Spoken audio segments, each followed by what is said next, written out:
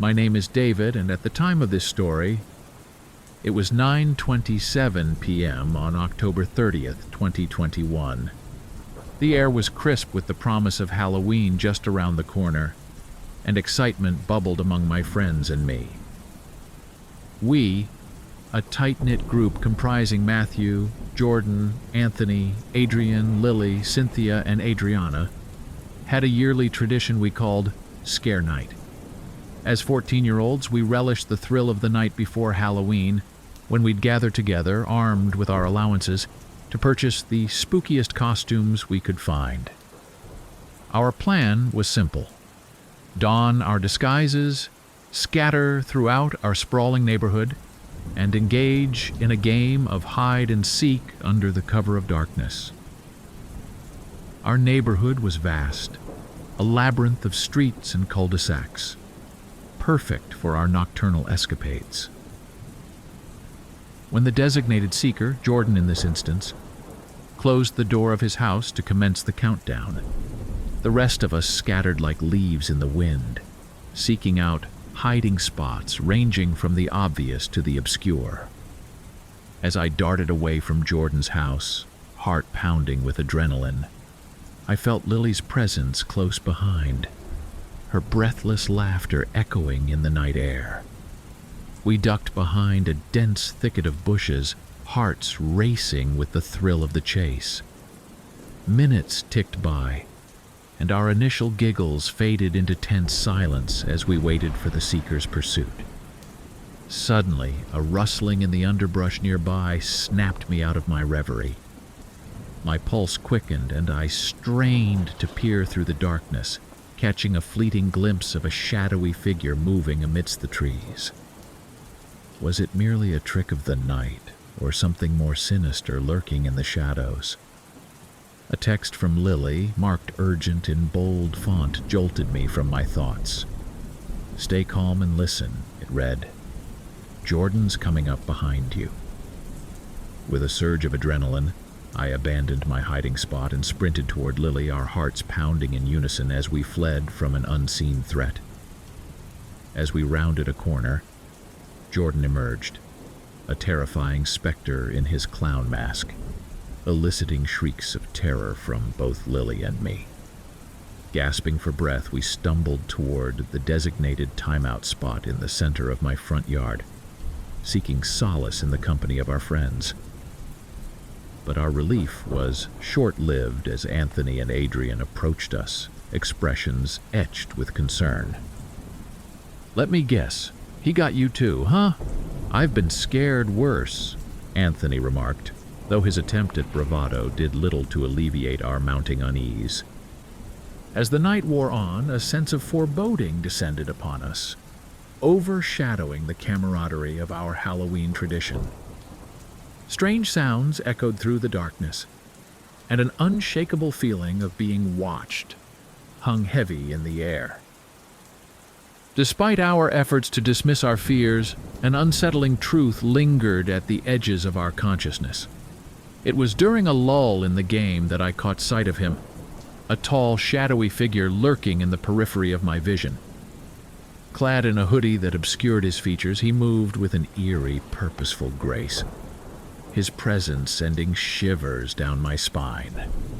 Compelled by a mixture of curiosity and dread, I discreetly snapped a photo of the mysterious stranger, his obscured face captured in the dim glow of my phone's screen.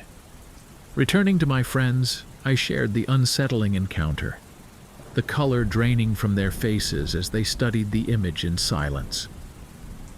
With a collective sense of unease settling over us, we made the decision to call off the game, retreating to the safety of our respective homes. But even amidst the comfort of familiar surroundings, the specter of the hooded figure loomed large in our minds, casting a pall over the night's festivities. As I lay in bed, the events of the evening replayed in my mind, each shadowy figure and whispered sound fueling my growing apprehension. The rhythmic ticking of the clock seemed to mock me, each passing minute stretching into an eternity of uncertainty. It was then, in the dead of night, that I was jolted awake by a sharp rap at my window. heart hammering in my chest. I fumbled for the reassuring weight of the pellet gun hidden beneath my bed, my hands trembling with a mixture of fear and determination. For hours I remained vigilant, the darkness pressing in around me as I awaited another sign of the intruder's presence. But as the night wore on, the silence was deafening, broken only by the steady rhythm of my own breath. With the first light of dawn filtering through the curtains, I dared to venture to the window, heart pounding with trepidation. And there, taped to the glass, were 2 photographs, each more chilling than the last.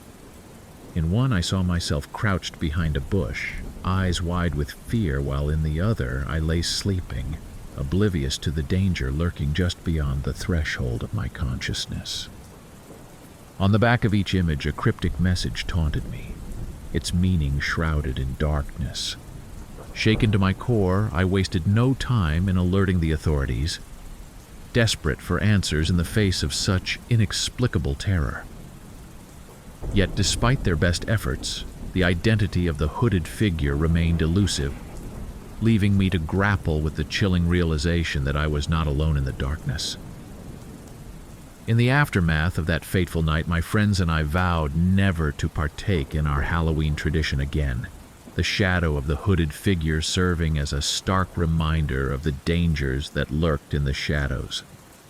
And as the years passed, the memory of that eerie encounter faded into the recesses of our collective consciousness, though the lingering sense of unease remained an indelible mark upon our souls.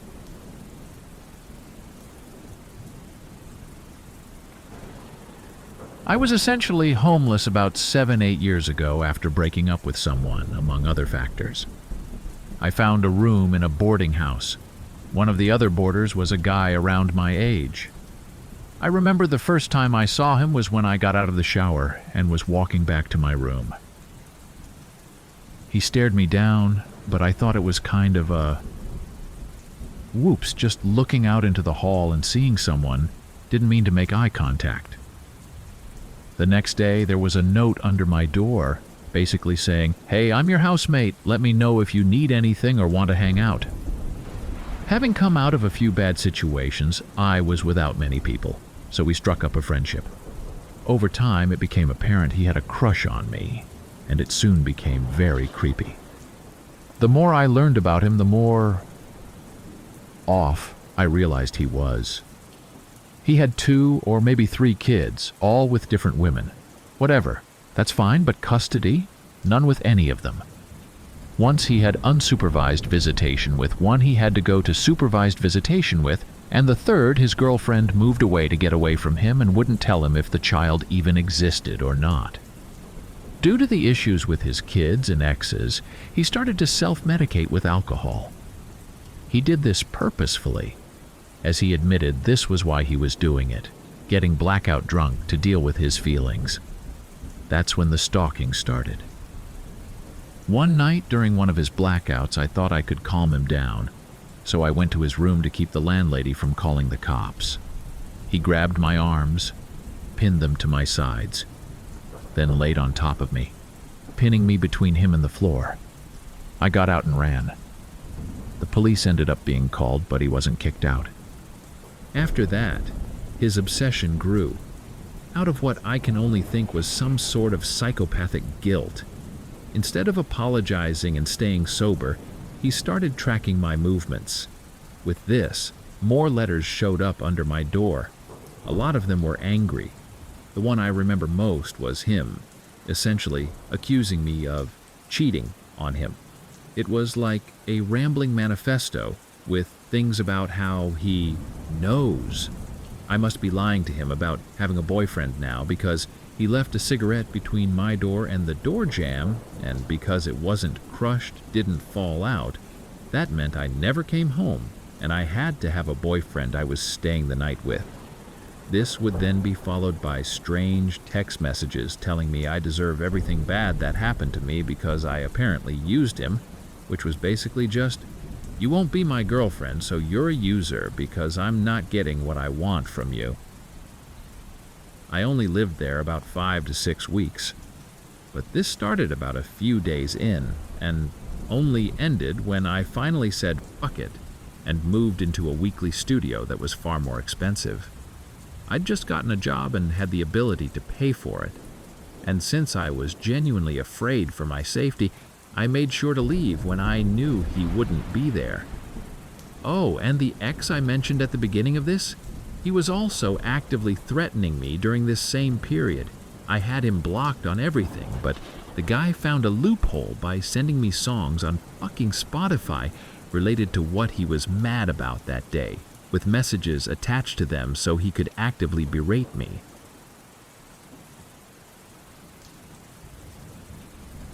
I was just old enough to work legally when I landed a job at a fast food joint.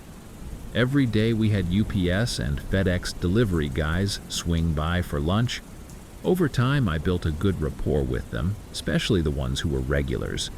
We'd joke around, roast each other a bit, the usual banter. Then one day, a new guy showed up. Let's call him Ken. He was up there in age, but it was hard to pin down exactly how old he was. The moment he walked in, though, I got a weird vibe. I kept it under wraps, though, and went about my business bantering with the rest of the crew as usual. Ken thought it was funny to mention that my name sounded like a certain sexual term. The other guys went quiet, and I shot him a look. I simply said, "It's not," and most of the crew dispersed. One guy I was close to, let's call him Luke, stuck around and kept me company. I was grateful he didn't leave me alone with Ken, and even slipped him an extra fry on the sly. The next day, Ken showed up alone and out of uniform. We were swamped, so I didn't notice until he was almost at the register. When he got there, he greeted me with, "Hey there, beautiful. I want my usual," I replied. "Sorry, but I've only rung you up once. Could you reorder, please?" He leaned in and said suggestively, "Oh, I know you remember. You're being naughty."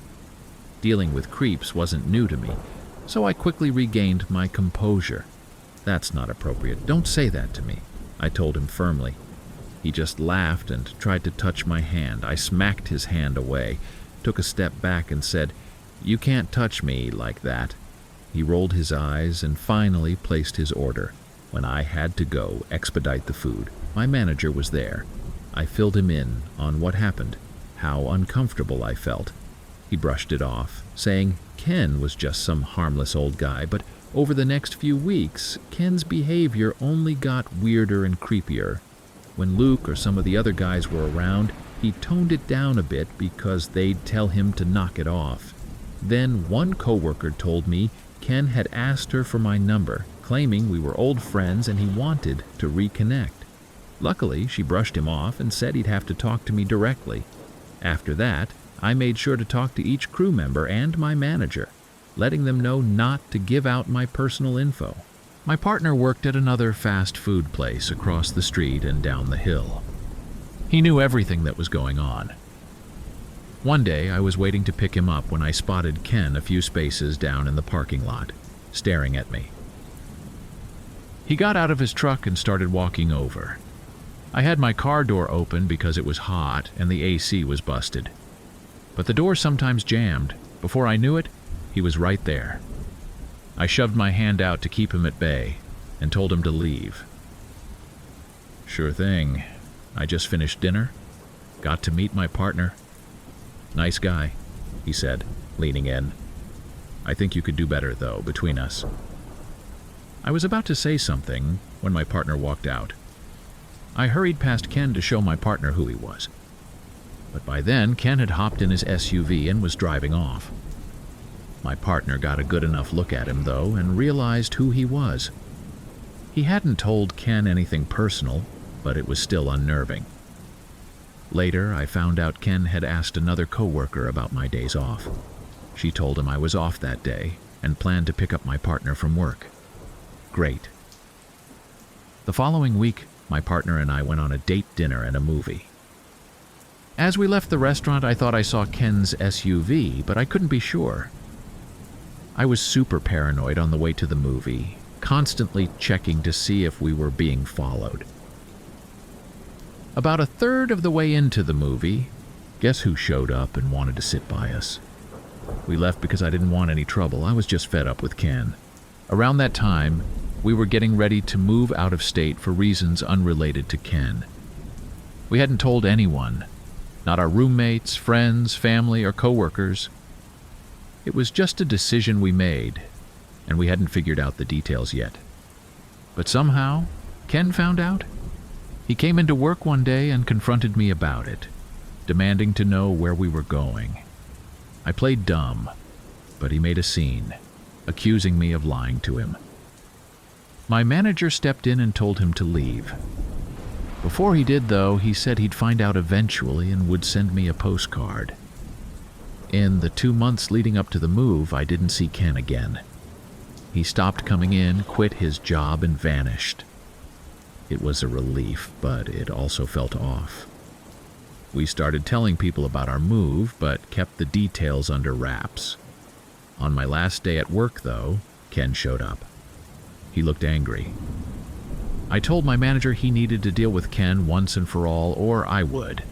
I had been patient, but enough was enough. My manager told Ken to leave, but he insisted on saying goodbye to me. I didn't want to hear it. I started walking away, and he called after me. "That's all right, I'll just see you in state I was moving to." I was furious. I almost went after him, but my manager, who was built like a brick wall, stopped me and escorted me to his office. I waited for Ken to show up at our house in the days before we left. I watched for him at the airport. I even half expected to see him waiting for us when we landed in our new home. For a few months, I was on edge. But nearly a decade has passed, and I never heard from Ken again. Thank you for watching. If you found these stories gripping, don't forget to subscribe for more spine-tingling content. For another hair-raising tale, check out our suggested video. And if you're hungry for more eerie encounters, dive into our playlist featuring similar chilling narratives.